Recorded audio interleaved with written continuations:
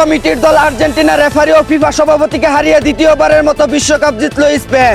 আর তা নিয়ে আনন্দ উল্লাস করছে 24 বছরে একবারও ফাইনালে উঠতে না পারা একদল নির্লজ্জ সাপোর্টার। এদিকে বিশ্বকাপ যদি বাংলাদেশে হইতো তাহলে এমবাপ্পেকে গোল্ডেন বুটের জায়গায় ব্লেন্ডার দিত, রদ্রিকে গোল্ডেন বলের জায়গায় আরএফএল এর বালতি দিত, আর স্পেনের গোলকিপারকে গোল্ডেন গ্লাভসের জায়গায় শরীফ মেলামেনের প্লেট দিত। অন্যদিকে নিজ হাতে গোসল করানো ভাতিজা লামিন ইয়ামাল মেরে দিল বিশ্বকাপ ট্রফি। আরেক ভাতিজা কিলিয়ান এমবাপ্পে গোল্ডেন বুট মেরে দেওয়ায় মেসি চাচা বলেন আমার কোনো লাভ লস নাই, আমার লাইফটাই লস। এদিকে বিশ্বকাপের গ্রুপ পর্বে ও নকআউট ম্যাচে ঠিকমতো টাকা দেওয়ায় নিশ্চিন্তে ছিল আফা, আর ফাইনাল ম্যাচে টাকা কম দেওয়ায় তাদের সাথেই বেইমানি করলো ফিফা। অন্যদিকে আর্জেন্টিনা বিশ্বকাপে হেরে যাওয়ায় পরিমণিকে বিয়ে করতে না পেরে রাগের চুটে নিজের নুনটুর আগা কেটে ফেললেন সেফাতুল্লাহ সেফুদা।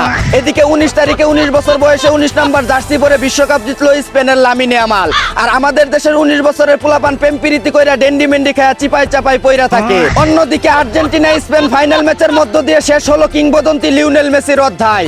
এই বিশ্বকাপে আমরা Cristiano Ronaldo, Neymar Junior, Luka Modric সহ অনেক লিজেন্ড খেলোয়াড়দেরকে হারালাম। ধন্যবাদ তাদেরকে আমাদের প্রজন্মকে মাতিয়ে রাখার জন্য। এদিকে আজ থেকে শেষ হলো ফুটবল বিশ্বকাপ।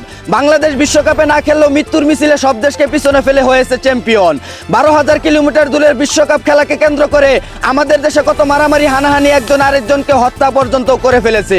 অথচ যাদের খেলা তাদের কোনো মাথা ব্যথাই নেই। 4 বছর পর বিশ্বকাপ ঠিকই আবার ফিরে আসবে, কিন্তু খেলার জন্য যাদেরকে আমরা হারিয়েছি তারা আর কখনোই ফিরে আসবে না। এই ছিল খেলাধুলার সর্বশেষ খবর। চায়না থেকে আগত মিস্টার চুদলিং পংকে সাথে নিয়ে আমি ছিলাম চিন্তা করো মজিবর। শুনছিলেন আপনারা আবাইত্যা টিভির দুঃসংবাদ। এতক্ষণ সাথে থাকার জন্য ধন্যবাদ। ভিডিওটি ভালো লাগলে উড়াধুরা শেয়ার করে দিন। বিনোদনকে বিনোদন হিসাবে দেখুন। ছাকা নাকা পেজটি ফলো করে রাখুন।